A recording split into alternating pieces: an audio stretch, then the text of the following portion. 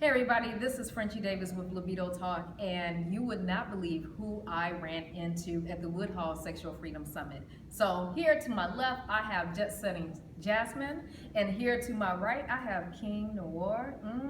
Get that right, get that right.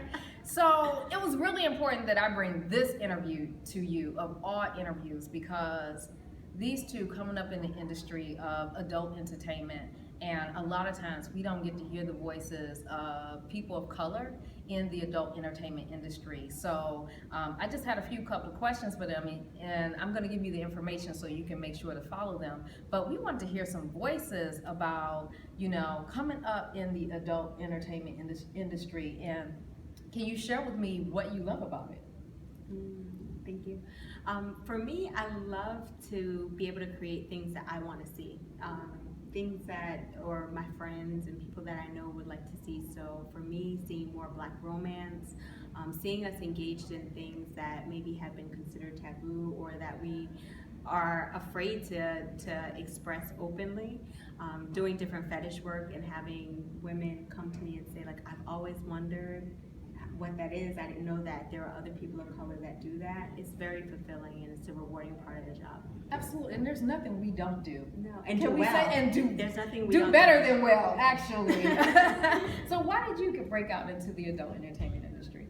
Well, I think speaking of fetishes, my biggest fetish, I'm an exhibitionist. Okay. And I kind of look at it just as being able to make art. I think that love is an art, making love is an art form, fetishes, and just being able to express my love and sexuality on screen is a huge turn on for me. And just as Jasmine said, being able to create other images of Black men and showing that, we're not just physical bodies without an intellect behind it, and showing that intellect can be a part of sex. A very big part. And what I really appreciated in the discussion that you presented today, and by the way, they did an amazing presentation, but you talked about, the racial under and overtones of the adult industry, and if we think about some of the titles around people of color and doing porn, it's very discriminatory. It's very marginalizing, and from the both of you, I can really appreciate you saying, well, no, Black doctors do porn too, and Black psychologists do porn too, and Black teachers, and because we are all intimate, we are all sexual beings, and I really appreciate you deciding to say no to doing some films that went against your own personal ethical code and backing out for the sake of money.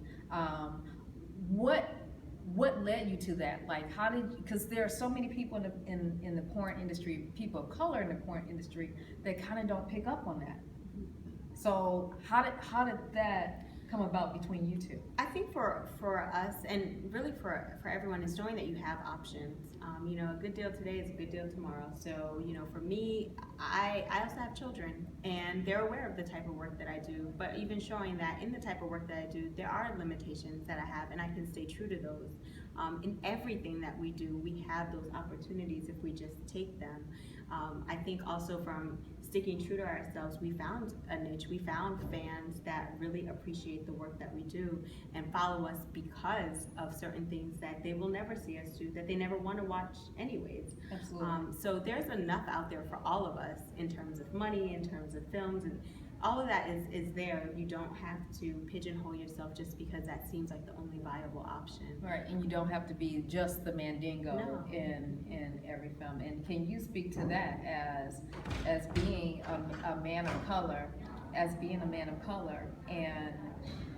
but not subscribing to the iconology of mandingo and adult film?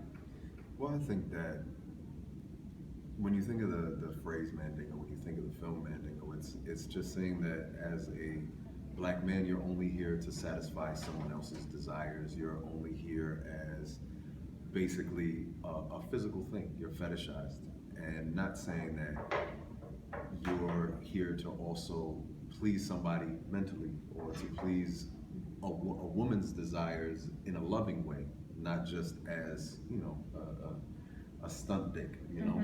I think that for me, in regards to being able to turn things down, it has to do with, you know, I don't have kids, but I have a family. And I was raised that by my mother, who knows what I do, that you represent your people when you do something. So don't do something that's demeaning to people. And sex is a beautiful thing. Right. You don't have to do everything sexually. Right. You know, you don't have to take every role that someone wants you to be in just because you happen to be the black person that's in front of them at the moment. Right. You know, you can actually use this as an art form. Like, a singer isn't going to sing a song that doesn't represent who they are or the image that they're trying to put out. And in porn, you can do the same. Absolutely, and I think a lot of people don't realize that porn does not mean sexual consent. And a lot of times, you know, people are participating in activities and sexual activities or with partners that they actually don't consent to.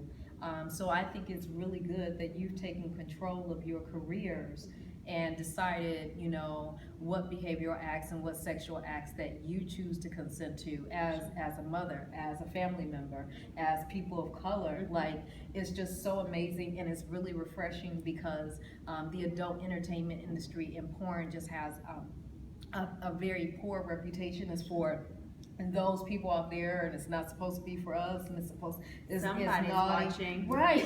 Well, you know, it's a $10 billion industry. Absolutely, someone is watching. And so, and with that, the fact that people of color have oftentimes been manipulated in these films, you know, we want to make sure that, you know, you're getting the pay that you deserve, you know, because a lot of times people don't realize that people of color don't get equal pay in the film industry. Can you speak to that?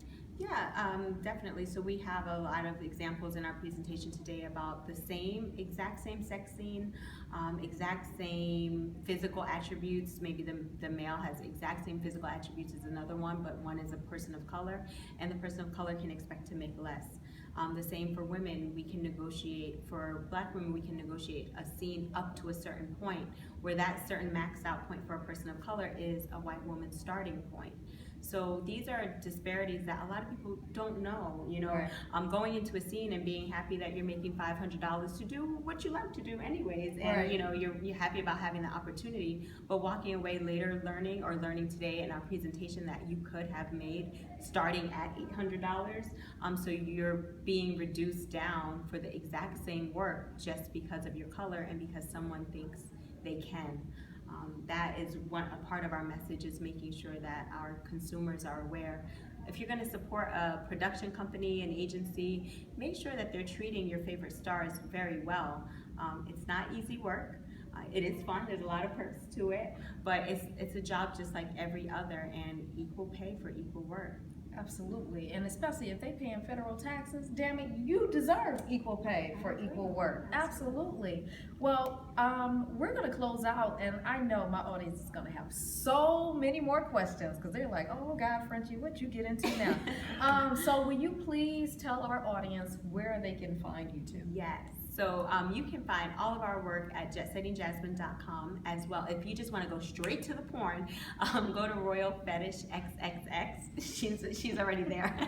And you can find me at Jet Set Jasmine on Twitter and on all of the social media. And King?